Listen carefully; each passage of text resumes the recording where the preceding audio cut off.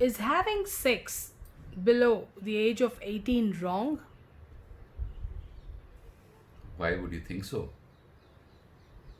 Look, the reason why things are often um, characterized as right or wrong is because the person who characterizes them is doing so based on their understanding of what is beneficial and what is not. So, the act of sex, especially if it's your first time, could turn out to be very, very emotionally explosive. It could turn out to be something that is a kind of milestone, a defining moment in your life. And there could be a lot of emotional consequences that come out of having sex. And I suppose a general consensus has been arrived at that 18 is a good age for human beings to get to the maturity necessary to be able to deal with the emotional fallout of the act of sex.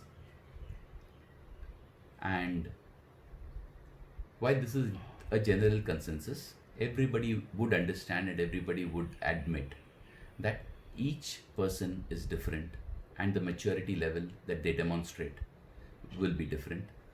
And there could be somebody who is mature enough at an early age, there could be somebody who's probably on their deathbed and yet not mature enough for several things. And these variations are part of life. The most important part for you to understand as an individual is this: